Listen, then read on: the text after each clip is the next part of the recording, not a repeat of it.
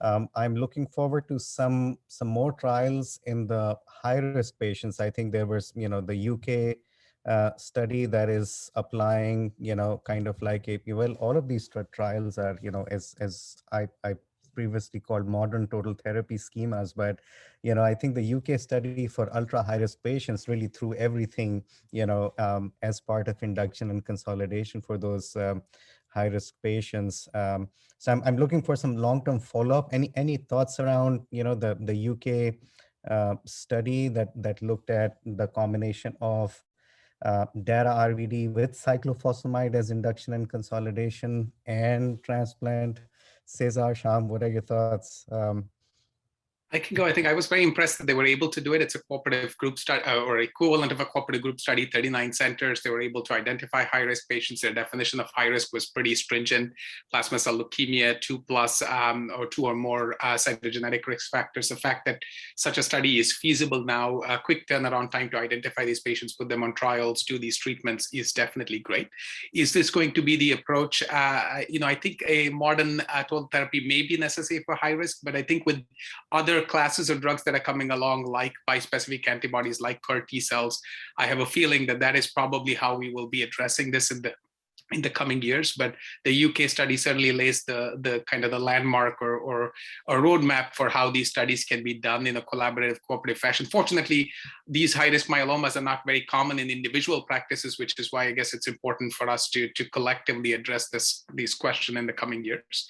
We have very many more tools today than we did just a few years back to address high-risk disease. So I think should be interesting to hopefully to understand how to do these studies more efficiently, more quickly in the coming months and years. Cesar, what do you think? Any other comments to add? I have to hand it down to the Europeans and how quickly they can enroll into studies and how well organized they are in that.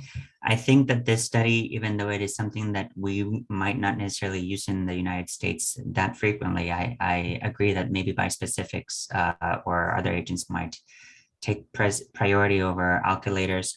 It's important data to have out there. Adding the alkylator, high-risk population is a very key population that we need to focus on.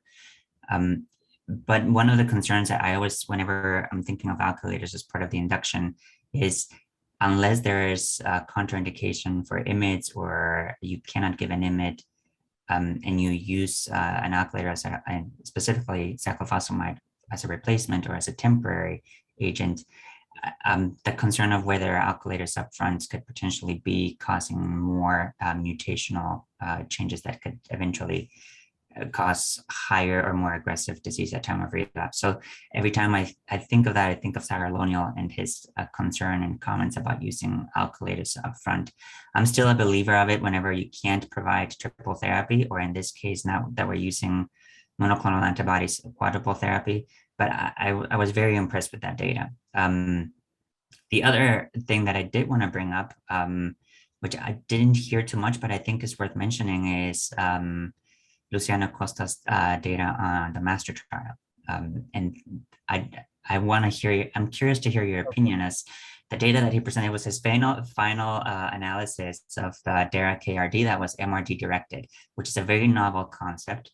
Yeah. And now that we're seeing the Griffin and the GMMG data of how MRD is being there's more MRD negativity with these monoclonal antibodies. I'm curious to hear what your thoughts are on the results. So I think the master trial, the MSK phase 2, looking at, MRD negativity post-induction, and then, the Levine IIT that hasn't been reported and hopefully, will be reported sometime next year, ask the same question. It's like, get to an MRD endpoint and whether you can think about, de-escalating therapy at that point. I think these trials are all very novel in that idea, but each of them, because of their size, is still hypothesis generating. What we really need to do is a large study, a really large study in the US cooperative group, and it can be done, where we're treating patients in a standard of care fashion. And then the second arm is this MRD directed response adaptive treatment schema. what the master trial has provided us, what the MSK trial has provided us is guiding post on what to expect in terms of MRD negativity at different time points during that course. So I think these are informative studies. They won't change practice, but they will help us design better trials. Yeah, I mean, I really like these ideas. It's funny, all of these three concepts were approved around the same time, and two have been reported, one has still not been reported.